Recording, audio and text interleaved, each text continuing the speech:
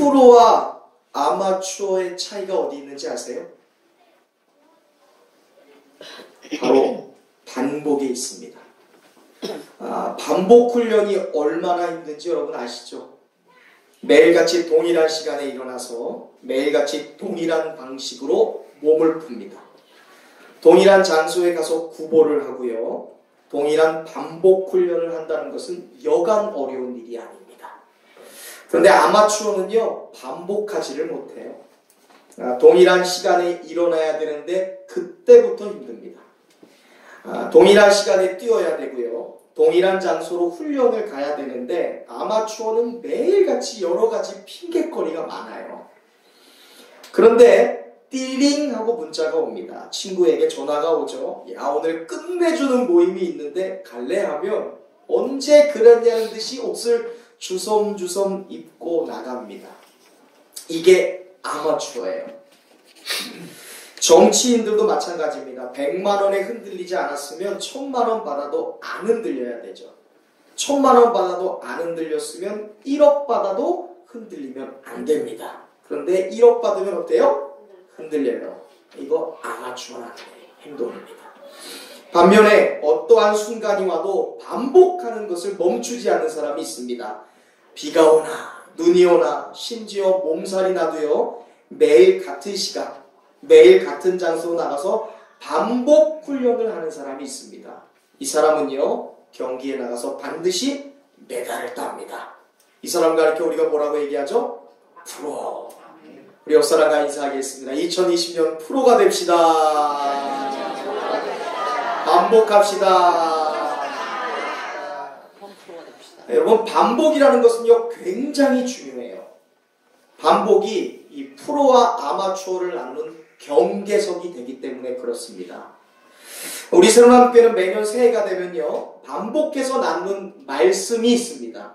이것을 가리켜서 이 예배, 사김, 섬김, 배움, 기도라는 5가지 주제를 가리켜서 이것을 가리키고 이 B2B 시리즈 설교를 우리가 함께 나누게 됩니다.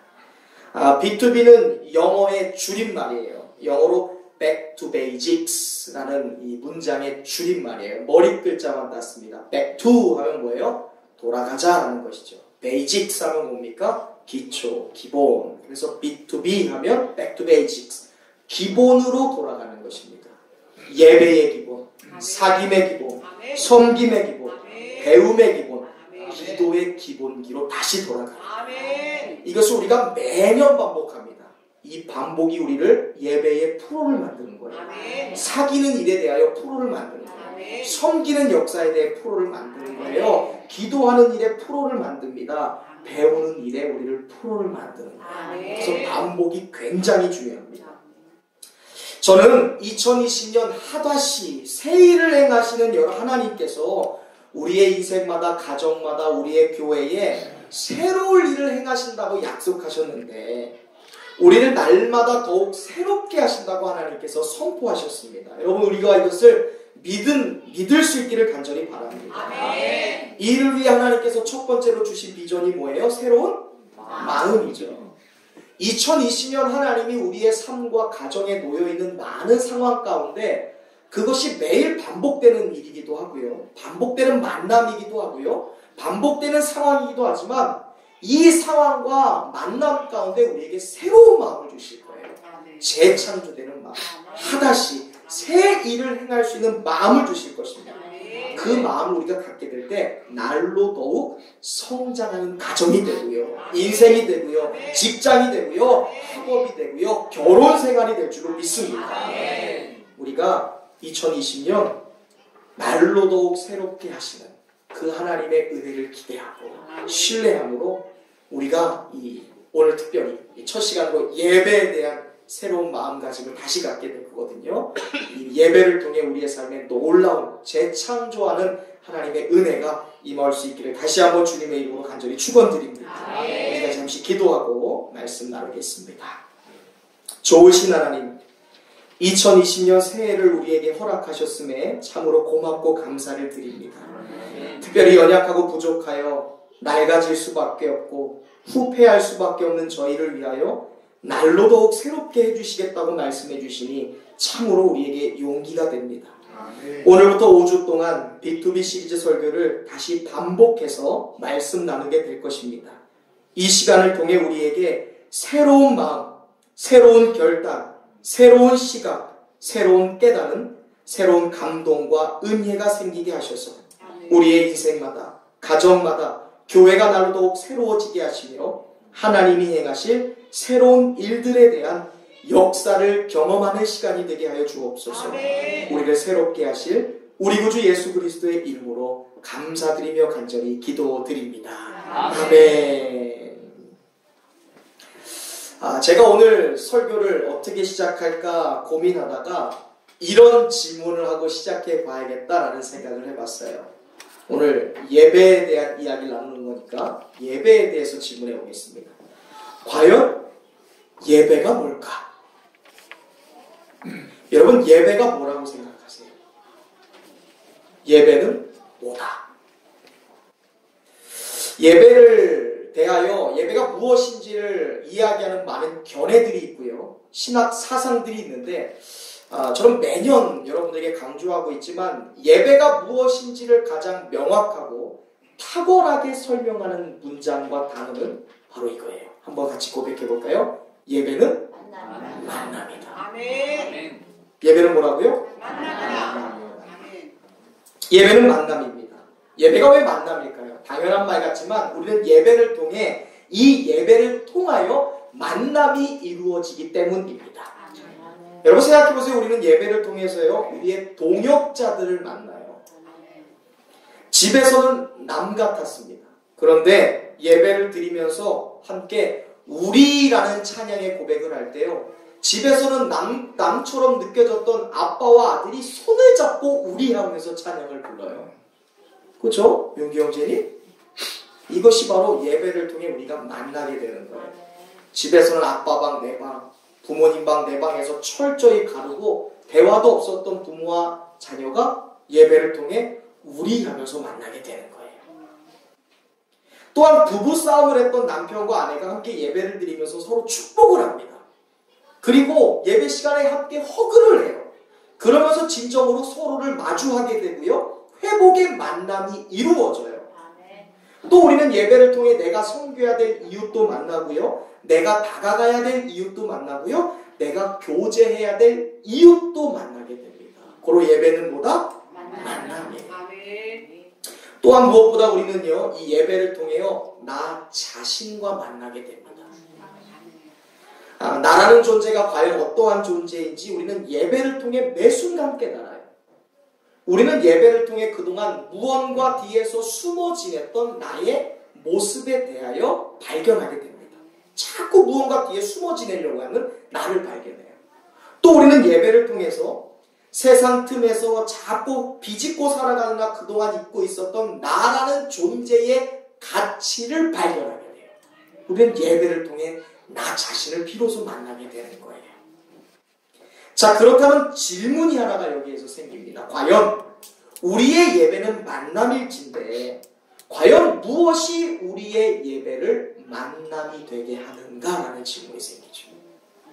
과연 우리의 예배가 무엇이길래 어떠한 일이 일어나길래 어떠한 요소가 있기에 이 예배가 만남이 되는 것일까? 함께 먹는 음식이 있으니까 만나는 것일까? 같은 시간에 있으니까 만나게 되는 것일까? 같은 장소에 있으니까 만나는 것일까? 우리가 공통된 꿈과 비전과 표어를 외치니까 만나는 것일까? 다 아니에요. 바로 우리는 이 예배에서 하나님의 영광이라는 것을 통해 만나게 됩니다. 뭐라고요? 우리는 무엇을 통해 만나게 돼요? 하나님의 영광입니다. 우리의 예배가 만남이 될 수 있는 것은요, 하나님의 영광이라는 통로가 있기 때문에 예배가 만남이 되는 거예요.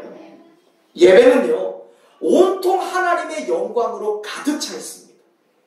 우리가 조금만 예민해 볼 수 있다면 이 예배 구석구석에 하나님의 영광이 얼마나 가득 차 있는지를 우리는 깨닫게 되고 느낄 수 있을 거예요. 기독교 교리에서는 이 하나님의 영광이라는 말에 해당하는 많은 주제들이 있습니다. 하나님의 이름, 하나님의 위엄, 하나님의 권능, 하나님의 거룩하심, 뭐 이런 것들이 하나님의 영광의 영역에 속하는 주제들입니다. 그런데 하나님의 영광에 해당하는 많은 주제들 중에서 가장 탑 클래스, 가장 위에 있는 차원에 해당하는 이 주제가 있는데 그것이 두 가지가 있어요. 첫 번째는요, 우리가 은혜라고 부르는 영역이 있습니다. 그리고 두 번째는 우리가 진리라고 부르는 말씀이에요. 우리는 하나님의 영광이라는 통로를 통과하여 이 예배가 만남이 되는 것인데, 하나님의 영광, 즉 우리의 예배를 만남되게 하는 하나님의 영광, 이 예배에서 가장 중요한 요소는 첫 번째 은혜이고 또한 진리인 말씀이에요.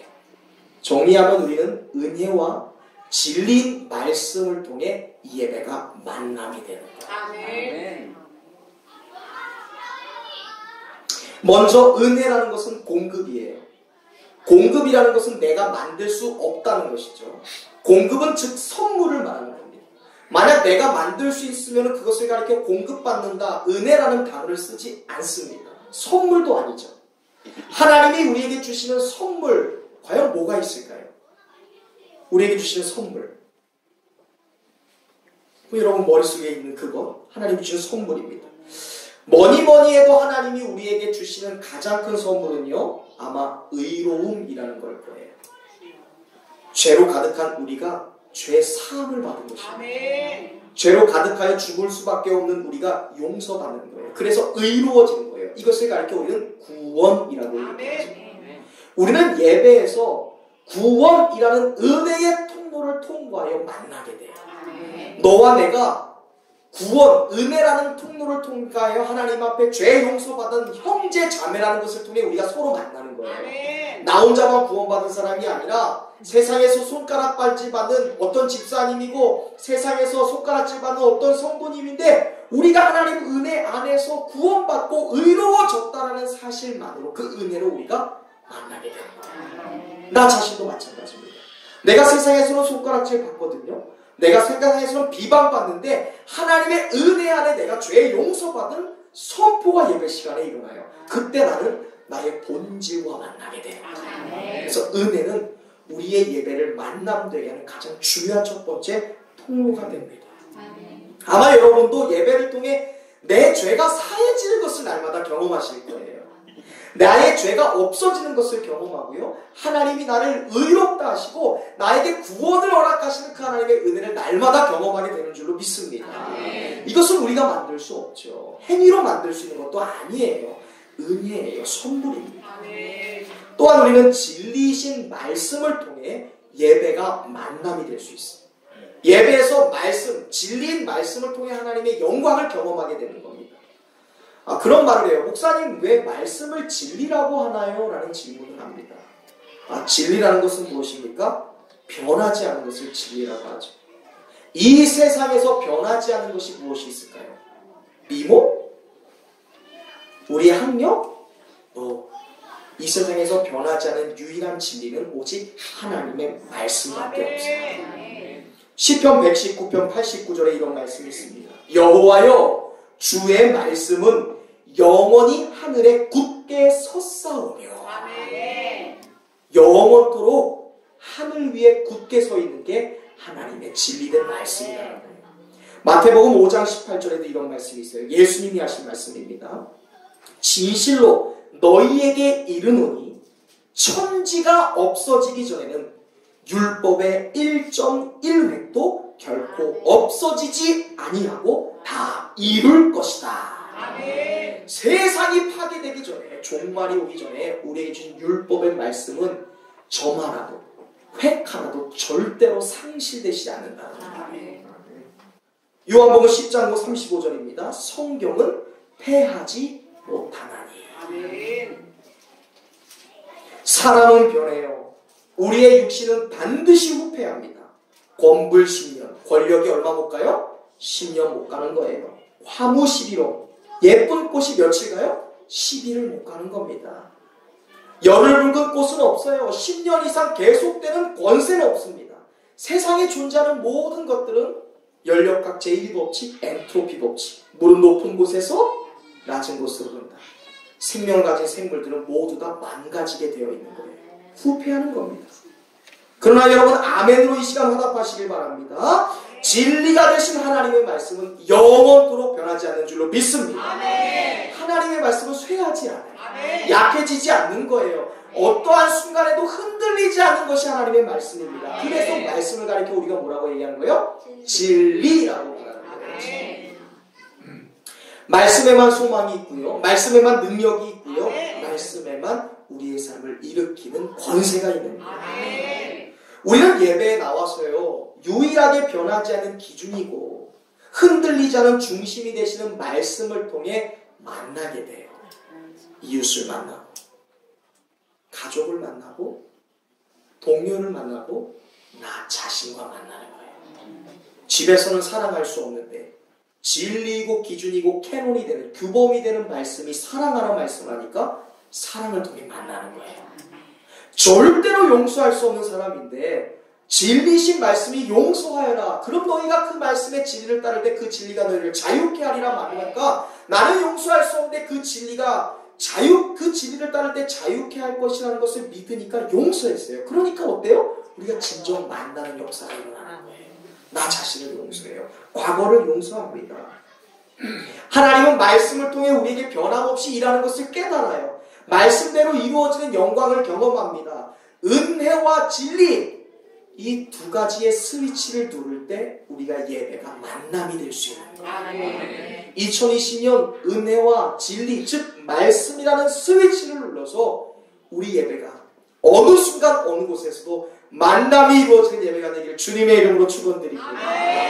우리 옆 사람과 인사하겠습니다. 은혜와 진리의 스위치를 누릅시다. 은혜와 진리의 스위치를 누릅시다. 항상 눌러야 돼. 자, 정리해보면 예배는 만남이에요. 우리는 예배를 통해 이웃을 만나고 나 자신과 만납니다. 깊이 들어가 볼까요? 그럼 예배를 만남되게 하는 스위치가 무엇이라고 말씀드렸죠? 은혜와 진리의 말씀입니다. 여러분 여기까지 분명히 이해하셨죠? 우리가 새로운 마음을 정립해가는 거예요. 예배는 만남이다.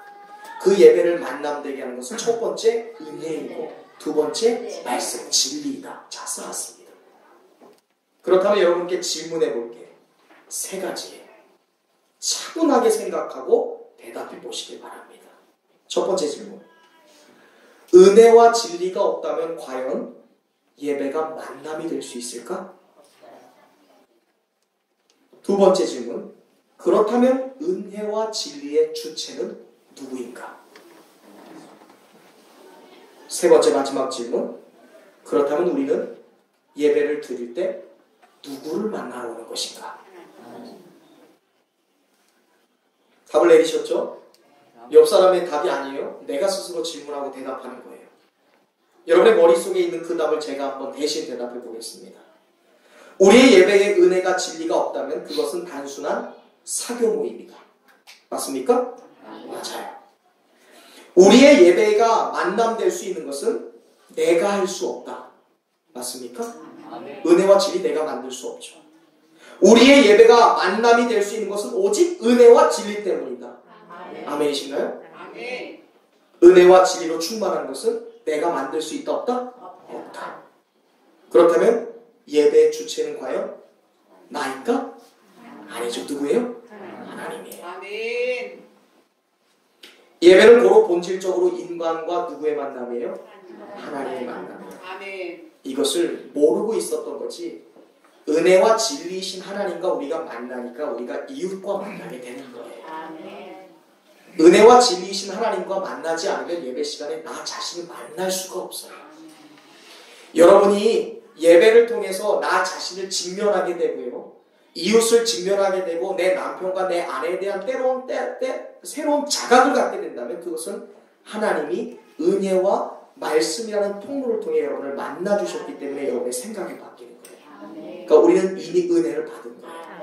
나 자신을 향한 새로운 자각이 생겼다면 여러분 은혜를 이미 받은 거예요. 내 아내와 내 남편과 내 직장과 내 상황을 향해서 또 다른 생각을 할 수 있다면 여러분은 이미 말씀이라는 진리를 경험하신 거예요. 다시 말해서 나 자신을 만났다면 이웃을 만났다면 내 남편과 아내에 대한 정체성을 제대로 봤다면 우리는 예배 시간에 누굴 먼저 만난 거예요? 하나님을 만난 거예요. 아멘. 우리가 예배 가운데 하나님의 영광, 첫 번째 나의 죄를 용서하시고 나를 의롭게 하시고 은혜를 통과하여 내가 하나님과 만날 때 비로소 내가 이웃과 만나고 나 자신과 만나지는 거예요. 또한 우리가 예배 가운데 진리이신 하나님의 말씀을 듣습니다. 이 말씀이 내가 만나지는 거예요. 이게 성경의 이야기가 아니라 나의 이야기로 들리는 거예요. 목사의 말이 아니라 하나님의 말로 들리는 거예요. 저 사람에게 해당하는 말이 아니라 나 자신에게 해당하는 말씀으로 들을 때 우리는 하나님과 만나요. 그리고 나 자신과 이웃과 만나게 됩니다. 바로 예배는 하나님과의 만남이에요. 아멘. 피조물인 인간이 감히 창조주이신 하나님과 만나는 자리, 그 영광된 자리가 뭐예요? 예배예요. 일주일에 한 번 드리는, 안 드리면 찜찜한, 뭔가 안 드리면 뭔가 문제 생길 것 같은, 그래서 뭔가 도장 찍고 가는, 그것이 예배가 아니에요. 습관처럼 젖어들어서 주일날 오전까지 뭐 할 일 없는데 점심 교회 가면 맛있는 밥 주니까 그거 먹고 와야겠다. 그래서 습관적으로 참석하는 무슨 모임이 아니에요. 예배는 하나님과의 만남이에요. 아멘. 사랑하는 여러분, 고로 우리는 예배 시간에 은혜와 진리라는 터널을 통과하여 반드시 하나님을 만나야 돼요. 아멘. 매 순간 예배에 은혜 받으셔야 돼요.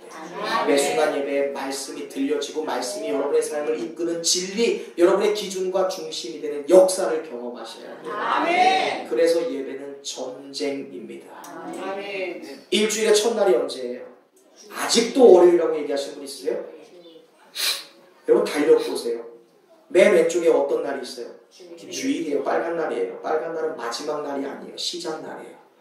일주일의 시작인 주일날 예배를 통해 하나님을 만나지 않으면요, 우리의 일상이 시작되는 월요일부터 삶이 삐걱거리기 시작합니다.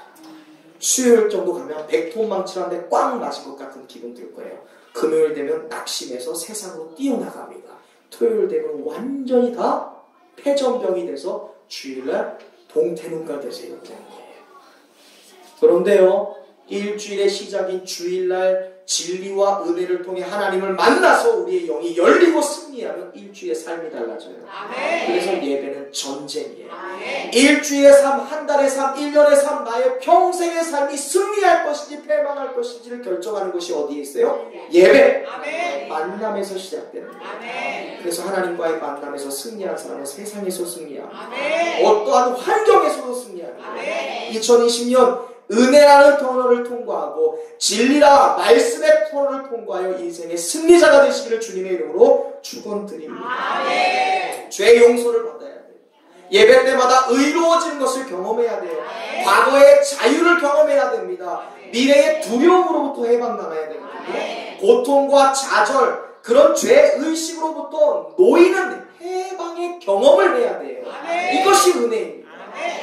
눈물 지었던 사람이, 고통당해서 가슴을 찌던 사람이 예배 시간에 은혜라는 터널을 통과해서 해방당하는 경험이 있어요. 그래야 월요일에 무너지지 않는 거예요. 화요일에 쓰러지지 않는 거예요. 수요일에 넘어지지 않는 거예요. 그래서 우리는 매 예배 시간에 은혜 받기 위해 씨름해야 돼요. 우리가 드리는 예배가 하나님이 받으시는 예배, 하나님이 만나주시는 예배가 되기 위하여 하나님 우리 여기에 있어요. 우리의 예배가 여기에 있습니다. 받아주시옵소서. 몸부림치는 예배가 우리의 예배가 돼요. 그냥 버티는 예배, 팔짱 끼고 관람하는 예배가 되어서는 절대로 예배가 만남이 될 수 없는 것이죠. 왜? 하나님이 받지 않으시는 예배도 있기 때문에 그래요. 오늘날 많은 성도들이 착각하는 것이 하나 있어요. 예배에 참석, 즉 예배에 출석하면 하나님이 나의 예배를 받으실 것이다, 받으신 것이다 라는 오해를 해요. 그냥 주일날 예배에 앉으면 하나님이 내 예배를 받았겠거니 라는 오해를 해요. 그런데 천만의 말씀 만만의 콕덕입니다. 절대 그렇지 않습니다. 예배라고 하나님이 다 받으시는 게 아니에요. 창세기 4장에 보면 가인과 아벨 두 형제가 하나님께 제사를 드리죠. 제사는 오늘날로 말하면 예배입니다. 이 이야기 다 잘 아시잖아요. 결과가 어떻게 됐습니까? 하나님이 다 받으셨어요? 아니에요. 동생 아벨의 제사는 받으시고 형 누구? 가인의 제사는 받지 않으셨어요. 창세기 4장 4절부터 5절에 있는 말씀입니다. 함께 읽어보겠습니다. 시작. 아벨은 자기로 양의 첫 새끼와 그 기름으로 드렸더니 여호와께서 아벨과 그 제물을 연락하셨으나 가인과 그 제물을 연락하지 아니하신지라. 가인이 심히 분하여 안색이 변하니. 아멘. 제가 이미 몇 번이고도 이 본문을 가지고 강해도 하고요, 자세하게 설교를 드렸습니다. 여러분, 제물이 중요할까요? 중요할 때도 있긴 합니다. 근데 한번 생각해 보세요. 무엇을 드리니까 하나님이 받고 무엇을 드리지 않았으니까 하나님이 받지 않으시나?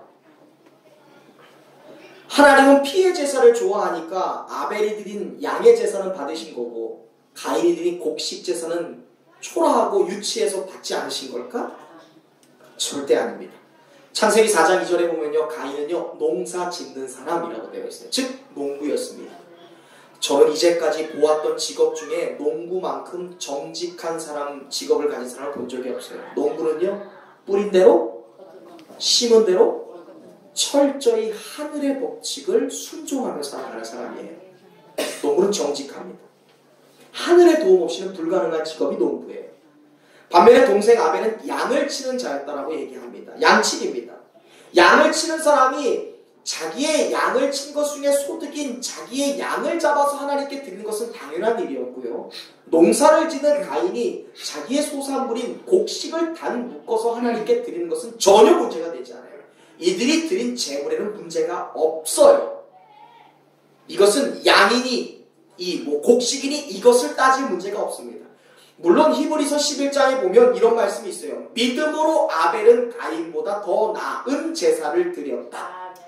이 말씀을 가지고 많은 목사님들이, 목회자들이, 성경학자들이 이 의미, 대개 이 히브리서가 말하는 믿음으로 더 나은 제사를 드린 아벨의 제사를 어디서 찾는 줄 아세요? 창세기 4장 4절에서 아벨이 드렸던 양의 첫 새끼라는 단어에서 더 나은 제물이라는 힌트를 얻으려고 해요.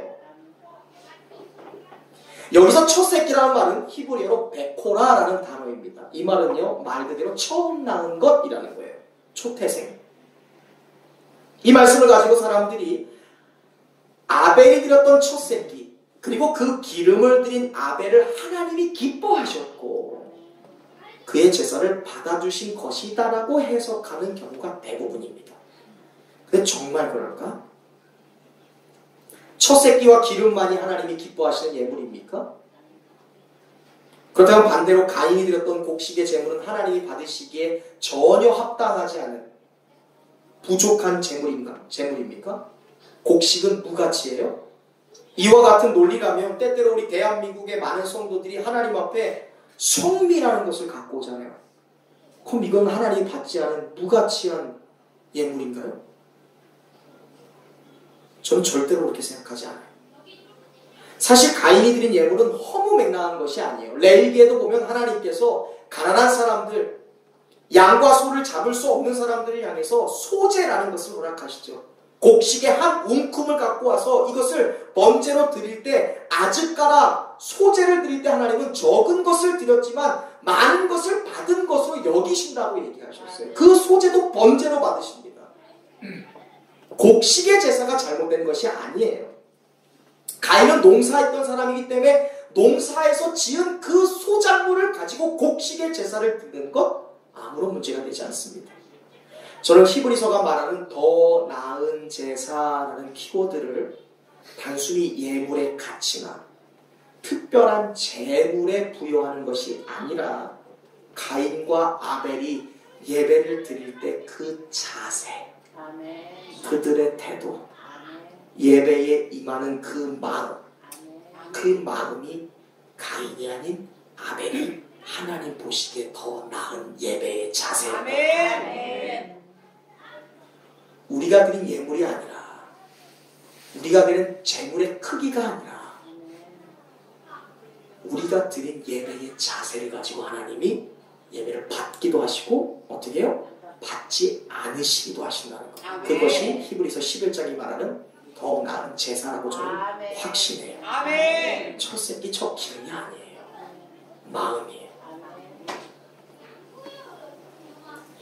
마치 누가복음 21장에서 예수님께서 한 과부가 드렸던 두 렙돈, 두 고드란트, 그의 중심이 담겨있는 재물을 보시고 헌금함에 드렸던 수많은 재물보다 그녀가 드렸던 그 작은 예물이 가장 귀하고 소중한 것이다라고 예수님이 말씀하신 것처럼 하나님 보시기에 아벨의 예배의 태도가 하나님이 받으시기에 합당하셨던 거예요. 그래서 아벨의 예배를 받으신 거예요. 그의 마음을 받으신 거예요. 그의 태도와 중심을 보신 거예요. 그의 기준을 받으신 거예요.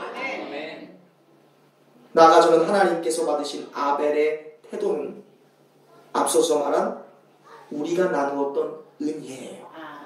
그리고 진리에 있다라고 확신합니다. 우리가 예배를 통해 은혜라는 코드를 만나야 돼요. 예배를 통해 진리라는 말씀의 코드를 만나야 돼요. 그것을 만날 때 하나님이 연락하시는 예배가 돼요. 예배의 성포의 여부는요, 연락이라는 단어에 있어요. 이 연락이라는 단어의 주체가 누군가요? 하나님이에요. 내가 예배를 드릴 때 내가 오늘 큰 헌금을 드렸으니까 10의 3조를 드렸으니까 하나님이 받으실 거야가 아니에요. 가인의 아벨의 예배가 그게 아니었거든요. 내가 두 고드란트를 드려도 그것이 문제가 아니라 내가 예배를 통해 은혜라는 코드, 진리라는 코드를 느끼고 발견하고 통과해야 하나님이 연락하는 예배입니다. 예배의 주체는 누구예요? 예배 관객은 누굽니까? 예배의 점수를 매기시는 분은 누구예요? 자, 이제 우리의 예배의 자세가 달라져야죠. 예배의 유일한 관객은 누구예요? 담임 목사의 설교를 이러니 저러니 판단할 수 있는 자격은 누구에게만 있는 거예요? 하나님에게. 오늘 찬양팀의 찬양이 왜 이렇게 길어? 왜 이렇게 새로운 곡을 해? 이거에 대해 평가하실 수 있는 분은 누구예요? 하나님이에요. 옆 사람이 졸고 옆 사람이 자고 모자 쓰고 있네. 이것을 감히 평가할 수 있는 사람은 누구예요? 하나님밖에 없어요. 그러므로 여러분, 우리가 하나님의 자리에 서려고 해서는 절대 안 됩니다. 우리가 하나님을 하나님 되게 하는 예배가 될 때 그 예배가 진정한 만남이 되는 거예요. 다시 한번 묻겠습니다. 하나님께 연락되지 않는 예배는요, 그 형식과 내용이 아무리 훌륭한다 할지라도 하나님이 절대 연락하지 않으십니다. 다시 묻겠습니다. 예배의 주체가 누구십니까? 하나님. 우리가 예배를 드릴 때 누구를 위하여 드리는 것일까? 나를 위해? 내 은혜를 위해? 내 필요의 채워짐을 위하여? 내 마음의 자유함을 위해서 드리는 거예요? 아니에요. 그것은 예배의 주체이신 하나님과 만나게 될 때 우리에게 덤으로 얻어지는 선물이에요. 아멘. 죄가 용서당하고 내 낙심했던 마음에 용기가 생기고 쓰러졌던 마음에 도전이 생기고 자유하지 못했던 마음에 힘이 생기고 내 마음에 평화가 생기고 담대함이 생기는 것은 은혜라는 코드 안에 있는 수많은 선물들 중에 하나예요. 아멘. 그것을 바라보시면 안 돼요. 넓은 것을 바라보세요. 아멘. 흔히 우리가 예배 시간에 은혜 받으세요라는 말을 해요. 그런데 이게 예배 목적이 되어서는 안 돼요. 이런 거 있죠. 소비자가 왕이다, 이런 말 들어보셨어요? 그러니까 소비자가 왕이에요. 갑질 있죠. 이번 정부에서 어떤 단어를 제일 많이 사용하죠? 사람이 먼저다. 이게 정치에서는 굉장히 좋은 말이 될 수 있어요. 그런데 여러분, 이게 교회로 들어오면 안 돼요. 교회는요, 하나님이 먼저예요. 아멘.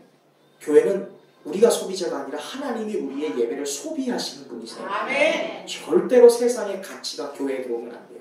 절대 예배로 세상의 가치가 들어오면 안 됩니다. 예배의 주체는 하나님이에요. 아멘. 내가 왕이야, 내가 은혜 받아야 돼, 내가 도전 받아야 돼, 내가 위로 받아야 돼 하는 예배 주체가 누가 되는 거예요? 내가 되는 거예요. 그건 만남이 아니죠. 그것이 바로 가인의 예배였거든요. 그래서 우리가 예배를 앞서서 이렇게 얘기하는 게 좋아요. 은혜 받으세요가 아니라 이런 이야기를 했으면 좋겠어요. 하나님이 어때요? 기뻐하시는 예배를 드립시다. 이게 정말로 아니에요. 우리 한번 인사하겠습니다. 하나님이 기뻐 받으시는 예배를 드립시다. 네. 자, 이 고백을 할 때 예배 주체가 누가 되시는 거예요? 예배는 하나님이 기뻐하셔야 참 예배예요. 사랑하는 성도 여러분, 2020년 예배의 중심이 사람 중심에서 하나님의 중심으로 바뀌어지는 새 마음이 임할 수 있길 주님의 이름으로 축원드립니다. 하나님이 기뻐 받으셨는지 안 받으셨는지가 예배의 관건이에요. 2020년 예배의 초점을 여기에다 주세요. 예배 주체는 하나님이시다. 예배 유일한 관객은 하나님이시다. 그래서 2020년 우리가 드리는 예배마다 하나님이 받으시는 예배, 하나님이 기뻐 연락하시는 예배가 되시길 주님의 이름으로 축원드립니다. 자, 그렇다면 여기서 질문이 생기죠. 계속 질문할 거예요. 자, 그렇다면 하나님이 주체가 되시고 하나님이 기뻐하시는 예배, 즉 예배는 하나님과의 만남이 되어야 되는데 과연 우리는 그러면 언제 어디에서 예배를 드려야 됩니까? 라는 질문이 생겨요. 목사님, 주일날 예배 드리면 돼요? 조금 더 써서 수요 예배 한 번 더 드리면 됩니까? 행복한 예배 한 번 더 나오면 되나요? 교회에서 예배 드리면 됩니까? 기도원 가면 될까요? 우리가 이런 질문이 생기죠. 이제 이 관점을 가지고 오늘 본문을 좀 살펴볼 수 있길 바랍니다. 오늘 본문에 보면 사마리아 우물가에서 예수님이 한 여인을 만나십니다. 유명한 여인이죠. 그는 5번이나 결혼을 했고 지금 6번째 남자와도 살고 있는데 그도 그의 남편이 아니었어요. 사람들은 이 여인을 가리켜서 아주 그냥 별로인 여인 하지만 반대로 생각해 보세요. 5명의 남자에게 연속으로 버림을 받았고 6번째 남자를 만나고 있는데 이 남편도 곧 이 여자를 버릴 것 같은 상황인 거예요. 얼마나 기구한 운명입니까? 내가 버린 것이 아니라 버림받은 여인이에요. 이 여인의 고통에 한번 참여해 보세요. 그녀는 예수님을 처음 만났습니다. 그리고 자신이 죄인인 것을 깨닫고 예수님이 이 죄를 해결하시는 은혜와 진리라는 것을 깨달았어요. 그 순간 이 여인은 교회가 아니라 우물가에서 예배를 드리게 된 거예요. 왜? 예배는 하나님과의 만남이니까. 예수님이 진리이고 생명이시잖아요. 말씀이시잖아요. 이 여인이 지금 남편이 5명, 6번째 남편과 살고 있어서 사람들이 이 여인을 보면 저런 여인, 저 나쁜 여인, 저렇게 추악한 여인, 저렇게 정말로 더러운 여인 하면서 손가락질해서 그 여인은 마음대로 예배할 수도 없었어요. 그런데 이 여인에게 예수님이 찾아오셨어요. 은혜이죠. 우리에게 예수님이 찾아온 거예요. 때로는 아버지 같은 예수님으로, 때로는 치료자 같은 의사의 예수님으로, 어떤 분은 상담가 같은 예수님으로 찾아오신 거예요. 어떤 분에게는 가르치시는 선생님의 모습으로 카운셀러, 상담가의, 조언가의 예수님으로 만나오셨어요. 찾아오셨죠. 예배는 찾아오시는 것이잖아요. 이 여인이 살고 있던 그 기구한 운명에 예수님이 찾아가셨어요. 수가성에 들어가서 이 여인을 만난 거예요. 그 순간 뭐가 이루어진 거예요? 예배, 만남이 드려지는 거예요. 이 여인이 이걸 아직 몰랐어요. 그래서 예수님께 질문합니다. 예수님, 내가 보니까 당신은 선생이네요. 당신은 선지자입니다. 그런데 제게 관심이 있어요. 뭡니까? 나도 모르게 내 마음속에서 이렇게 올라오는 용솟음 트는 질문이 있습니다. 그것이 무엇입니까? 과연 언제 어디에서 예배드려야 됩니까? 지금 이 여인이 예배를 드리고 있는데 그것을 못 깨달은 거예요. 예수님을 만나서 예배가 이미 이루어진 거예요. 근데 못 깨닫고 언제 어디서 예배 드려야 됩니까? 라고 묻는 거예요. 20절 말씀 한번 같이 읽어보겠습니다. 찾아서 읽어볼게요. 찾아서 20절입니다. 시작. 우리 조상들은 이 산에서 예배하였는데 당신들의 말은 예배할 곳이 예루살렘에 있다 하더니라. 선생님, 지금 이곳은 사마리아입니다. 유대인들은, 사마리아인들은 절대로 유대인의 예루살렘에 있는 성전에 들어오지 못하게 해요. 우리는 유대인들에게 역사적으로 벌레처럼 취급받던 사람들, 이방인이에요. 그래서 우리는요, 유대인들이 이곳에서만 예배가 가능하다라고 얘기하는 예루살렘 성전에 갈 수가 없습니다. 근데 저는 예배 드리고 싶어요. 우리의 조상들은 날마다 이 그리신 산에서 예배를 드렸는데 유대인들은 이곳에서 예배 드리는 것이 안 된다고 얘기하네요. 과연 이 그림신 산에서 예배 드리는 게 가능한 겁니까? 여기서 예배 드려도 돼요? 교회에서만 예배 드려야 됩니까? 집에서 TV로 예배 드리면 안 돼요? 요즘 홍수의 시대잖아요. 설교에 CTS, CBS 틀면 주옥 같은 설교들 맨날 나오는데 거기서 예배 드리면 안 됩니까? 꼭 주일날 교회 나가야 돼요? 이런 질문하는 거예요. 이 여인의 질문에 대한 예수님의 해답이 굉장히 걸작입니다. 이게 굉장히 중요한 말씀이에요, 여러분. 예수님은 이 여인의 질문에서 다음과 같은 말씀을 하세요. 예배는 장소가 문제가 아니다. 예배는 장소가 아니라 때. 이거 밀면 나오는 때가 아니라요. 타이밍이라는 거예요, 타이밍. 따라해보겠어요. 예배는 장소가 아니라 때가 중요하다. 시간이 중요하다. 타이밍이 중요하다. 왜냐하면요, 예배는요, 우리가 드린다고 하면서 어디에 가는 게 사실 아니에요. 우리가 아무리 교회에 나와도요, 우리의 예배가 진리와 은혜라는 통로를 통해 만남이 되지 않는다면 그건 예배가 아니잖아요. 우리가 아무리 주옥 같은, 기라성 같은 목사님의 설교들을 인터넷 TV를 통해 본다고 해도요, 그곳에서 내가 은혜와 진리라는 코드를 통해 나의 말씀으로 하나님과 만나지지 않는다면 그건 예배가 아니거든요. 그러니까 예배는 우리가 어디에 가서 드리는 게 아니에요. 우리가 어느 순간에 드리는 것이 아닙니다.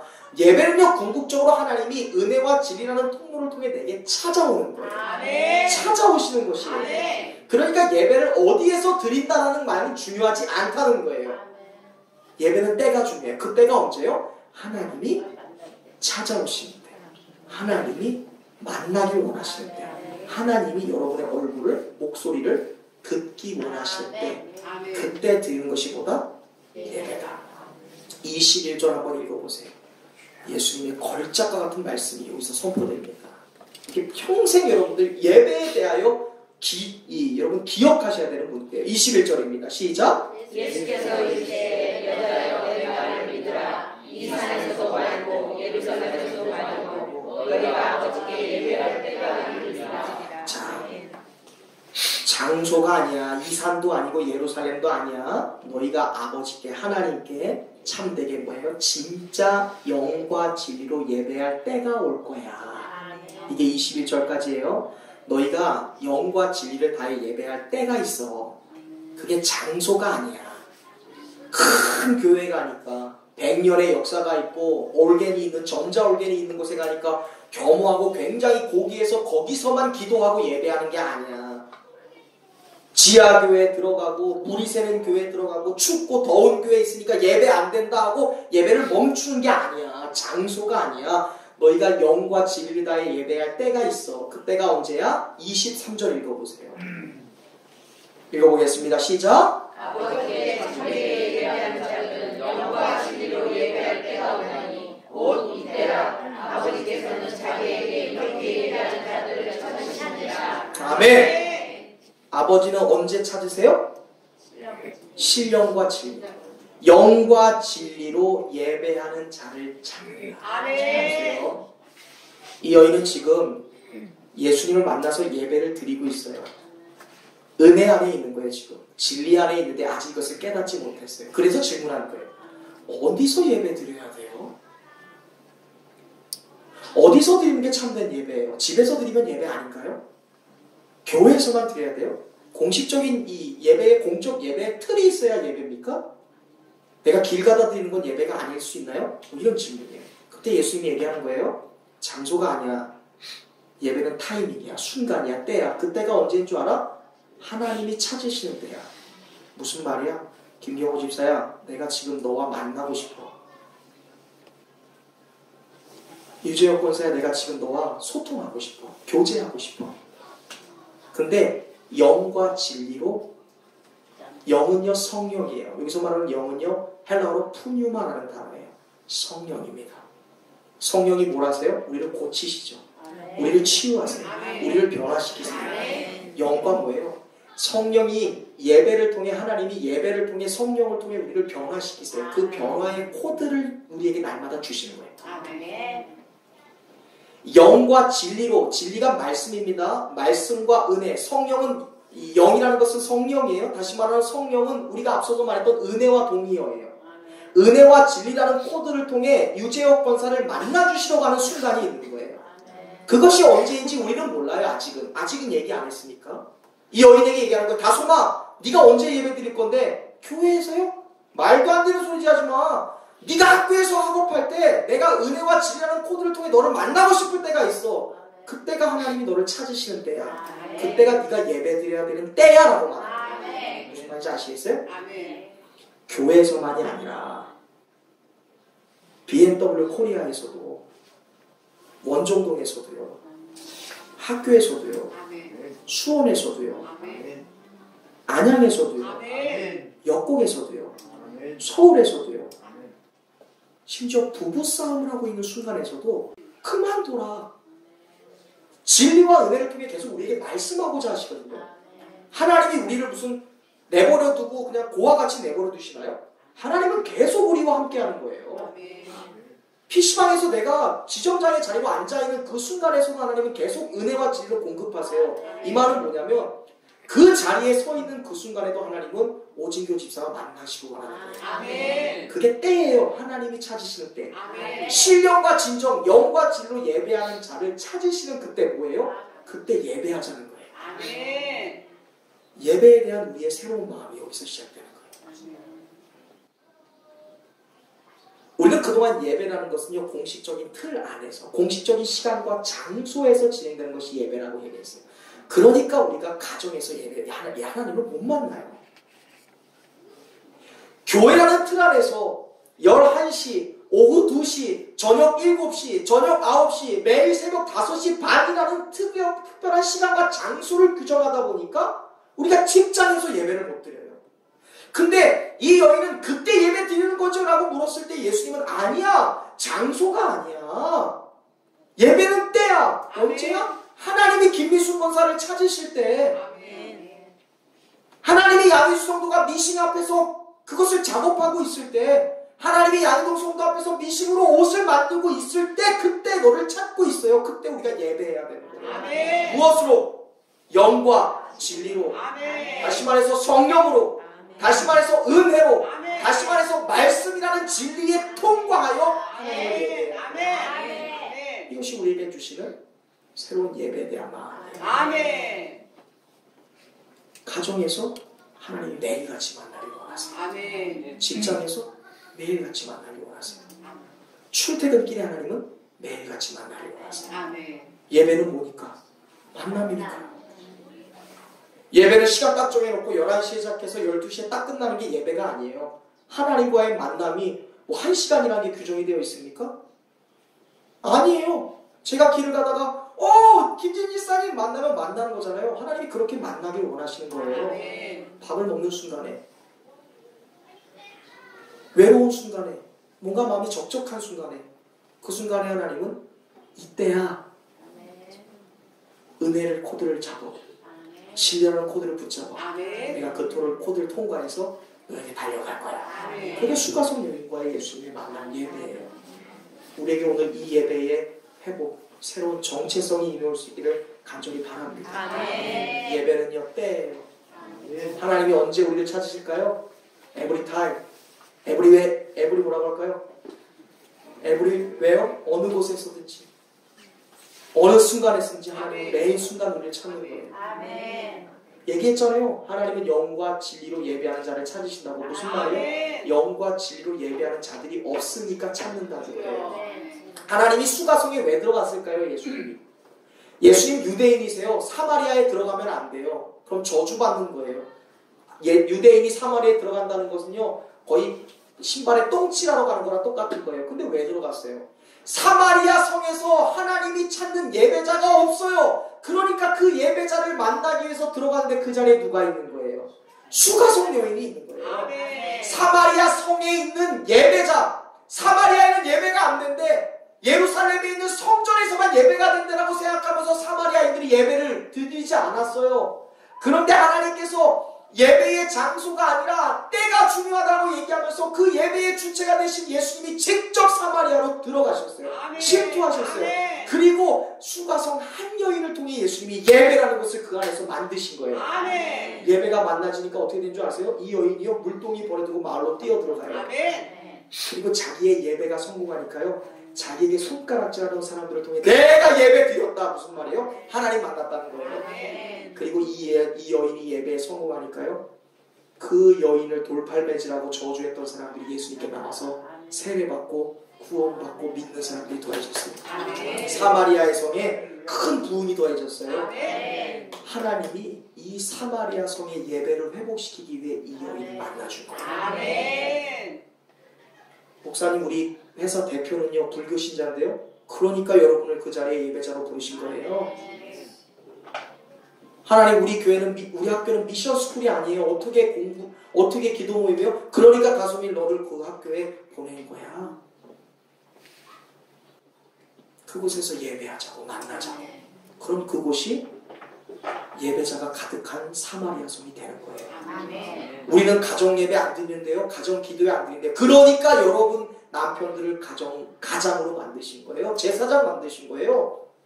우리의 가정을 예배하는 교회로 만들기 위해서 부르신 것이죠. 아멘. 자, 그렇다면 우리가 어떻게 이제 하나님께 예배를 드려야 됩니까? 영과 진리죠. 할렐루야. 제가 몇 가지 조언의 말씀을 드리고 말씀을 맺도록 하겠습니다. 우리가 어떻게 하나님을 예배해야 됩니까?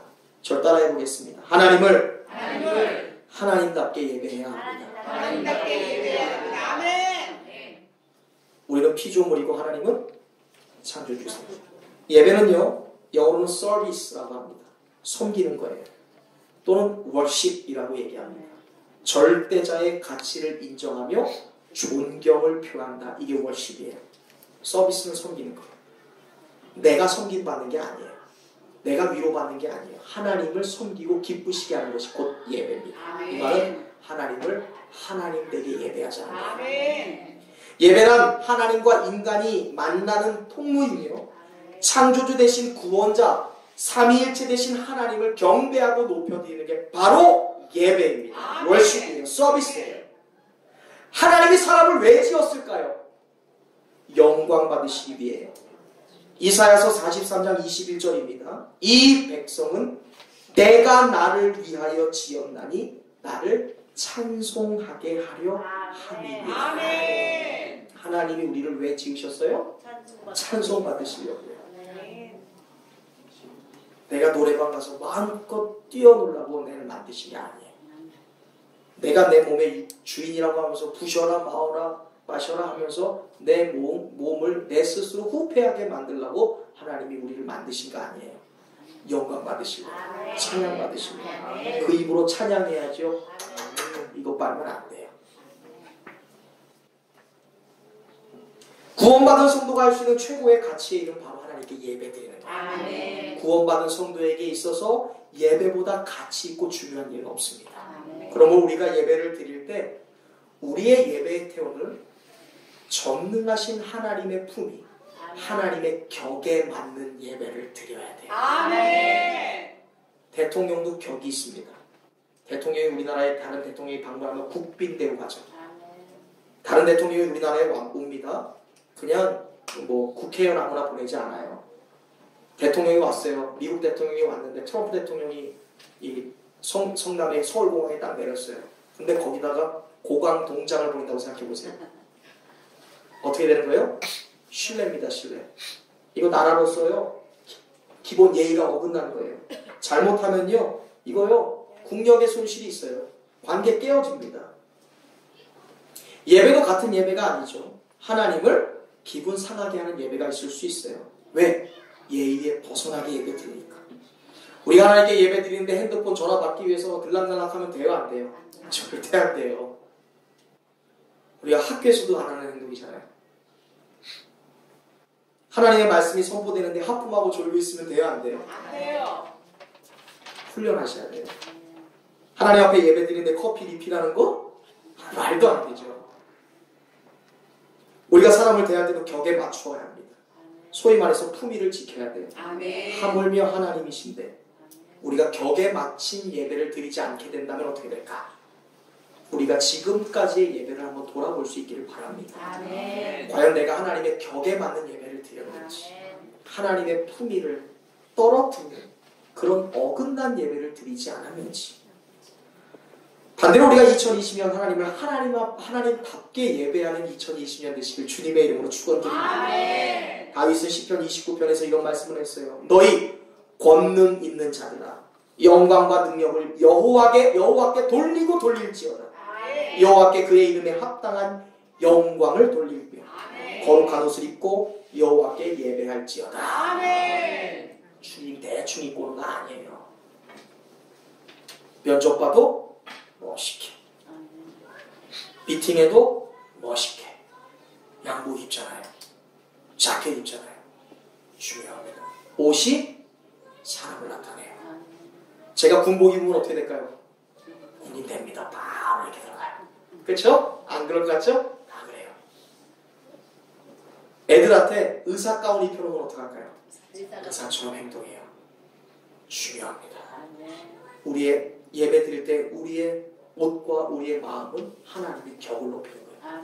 세상 사람들이 봐요. 아, 예배 드리러 가는데 저 사람은 어디 놀러 가는 듯, 슈퍼 가는 듯 오는구나 하면 저 교회의 예배의 품위와 격이 드러나는 거예요.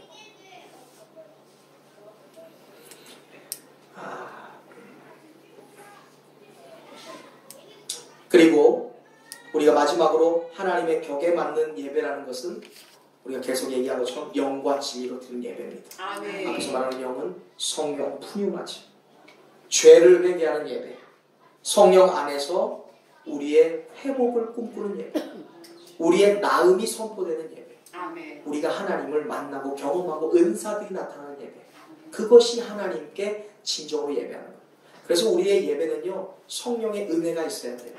성령은 우리를 죄 용서하게 만들어요. 우리의 죄가 무엇인지, 우리의 부족함이 무엇인지를 깨닫게 해요. 그래서 우리는 예배를 통해 우리의 나의 나된 은혜가 하나님께 있고, 성령의 인치심, 성령이 우리를 도전하셔서 우리의 죄를 깨닫게 하시고 우리의 허물을 고백하게 하시는 그 은혜가 있어야 돼요. 영과 진리로 예배한다는, 특별히 영으로 예배한다는 것은 그거예요. 하나님이 원하시는 제사는 상한 심령이라고 말씀했어요. 하나님은 상하고 통회하는 마음을 멸시하지 않는다고 얘기하셨어요. 그래서 여러분, 예배는요 10분 전이 중요해요. 제가 이 10분 전이라는 건 최소의 시간입니다. 예배 시간에 오면요, 늦는 것도 문제지만 10분, 30분 전에 왔는데 여기서 잡담하는 건 정말로 문제가 있어요. 예배는요 상한 심령의 준비가 되고 있어요.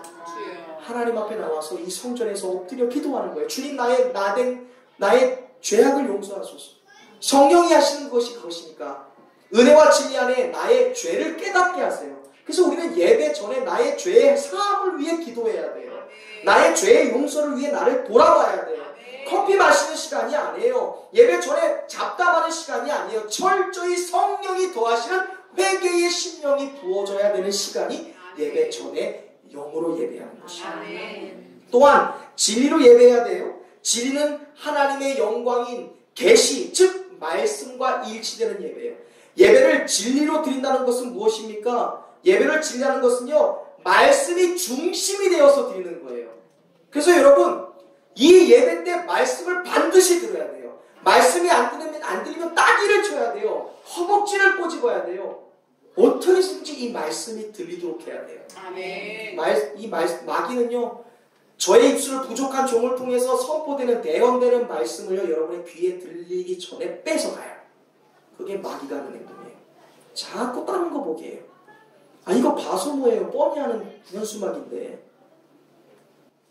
목사님이 스토리 좀 삐뚤어졌네. 이걸 뭐하러 봐요? 목사님 뒤에 보라색깔 선물이 있네. 이게 뭘까? 마귀는 자꾸 우리에게 하나님의 말씀을 어떻게 해요? 뽑아가는 거예요.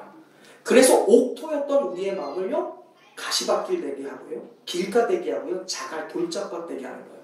이거 붙잡아야 돼요. 그래서 여러분, 예배 전에 말씀이 들려지게 하옵소서. 아멘. 말씀을 놓치지 않게 하소서. 아멘. 말씀에 대한 집중력을 흐트러지지 않게 하소서. 아멘. 기도해야 돼요. 이게 진리로 예배 드리는 거예요. 목마른 자가 물을 사모하는 것처럼, 목마른 사슴이 물을 갈급해하는 것처럼 우리는 예배 시간에 진리, 말씀을 사모해야 돼요. 매 예배 시간에 제단에서 흘러가는 말씀이 꿀송이처럼 달게 하여 주옵소서라고 간구해야 돼요. 그리고 저를 위해서 기도해 주십니다. 아멘. 이것이 진리로 예배해야 되는 사람들의 자세입니다. 때때로 우리 중에 매주 드리는 예배를 허벅지 꼬집으면서 견뎌야 되는 분들이 계실지 몰라요. 그러면 안 됩니다. 예배가 지겨워지고 예배가 따분해지고 우리가 드리는 이 예배, 특별히 말씀이 우리에게 있어서 평범하게 느껴진다면 그것은 하나님이 받지 않으시는 예배가 되는 거예요. 진리이신 하나님의 말씀이 오늘날 스마트폰이나 인터넷으로 금방 찾고 사라져버리는 휘발성 정보가 되게 해서는 안 돼요. 아멘. 여러분, 우리의 인생을 지고 갈 수 있는, 이끌어갈 수 있는 진리가 뭐예요?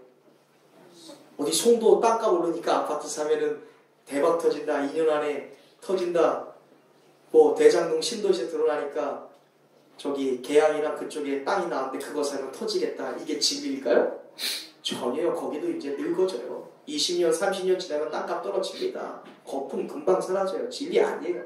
진리는 오직 말씀이잖아요. 아멘. 이 말씀이 우리의 삶에 휘발성 정보가 되어서는 안 돼요. 아! 예배는 하나님이 찾으실 때, 그것이 직장이든 어디든 하나님이 나와 만나주시고 하는데 드려야 되는 게 예배구나. 이것이요, 이 순간에만 아멘하고 그냥 사라져버리는 휘발성 정보가 되어서는 안 돼요. 아멘. 그러니까 집에 가면 예배가 안 돼요. 그러니까 관계에서 예배가 안 돼요. 예배를 목숨 걸고 사수하셔야 돼요.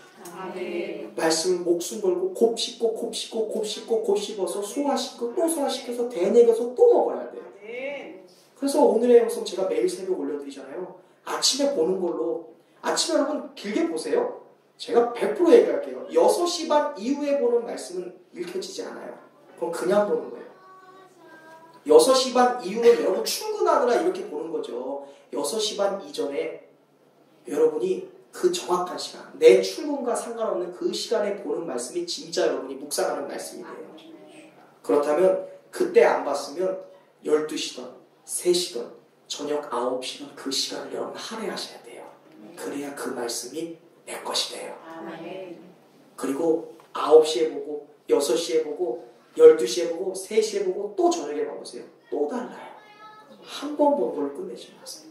말씀이 더 깊어져요. 더 넓어져요. 더 풍요로워집니다. 한 시간에서 길게는 30분, 3시간 선포되는 말씀 하나하나 놓치지 않아야 그 말씀이 우리의 삶의 유일한 기준이 되고 우리의 삶의 중심이 되고 진리가 돼서 우리는 하나님을 예배를 통해 이 진리를 통해 만날 수 있게 되는 것입니다. 아멘. 하나님을 우리가 진정으로 예배하는 2020년 되길 바랍니다. 진정으로 영으로 진리로 예배하는 자가 되길 바랍니다. 아멘. 그러므로 예배에 준비하는, 예배를 우리가 가장 잘 드릴 수 있는 방법은 바로 준비예요. 아멘. 반복입니다. 아멘. 예배에 지각하는 것보다 가장 어리석은 습관은 없어요. 예배를 어떻게 대하는 태도에 따라 우리의 예배의 성공과 실패가 결정됩니다. 아멘. 이제 말씀을 맺겠습니다. 예수님은 사마리아 여인과의 대화를 통해 예배의 핵심 포인트를 짚어주셨습니다. 그것이 무엇입니까? 하나님이 예배하는 자를 찾으시는 때가 있다. 그것은 우리의 직장이고 우리의 가정이고 우리의 일거수일투족이고 우리의 관계이며 우리의 모든 인생의 순간순간이다. 아멘. 이때 하나님은 어느 누구도 영과 진리로 예배하는 사람이 없기 때문에 오늘 새로운교회 성도 여러분, 저와 여러분을 예배자로 찾고 계세요. 아멘. 직장이 미션 직장이 아닙니까? 직장이 믿지 않는 CEO가 있는 직장이세요? 그곳에서 예배하기 위해서 하나님은 여러분을 그곳으로 보내신 거예요. 아멘. 부부 가운데 갈등이 있습니까? 인간의 문제를 해결할 수 없어요? 그래서 여러분을 예배자로 그곳에 파송하신 거예요. 하나님은 그곳에서, 그 자리에서, 그 순간 우리가 예배하기를 원하고 계세요. 아멘. 고로 예배는 전쟁입니다. 2020년 하나님이 예배자를 찾으시는 그때, 그곳이 BMW 코리아든 아니면 그곳이 고등학교든 그것이 우리가 아는 구로 전화국에 있는 회사이든 아니면 가산 디지털 단지든 수원이든 안양이든 그것이 내가 무언가를 상하차하는 그 자리건 내가 그것이 어떠한 관리자로 있는 그 자리건 하나님이 그 자리에 여러분을 예배자로 찾고 계십니다. 아멘. 그때 우리가 하나님 앞에 신실한 영과 진리로 예배하는 예배자로 발견되는 2020년이 되시길 주님의 이름으로 축원드립니다. 아멘. 기도하겠습니다.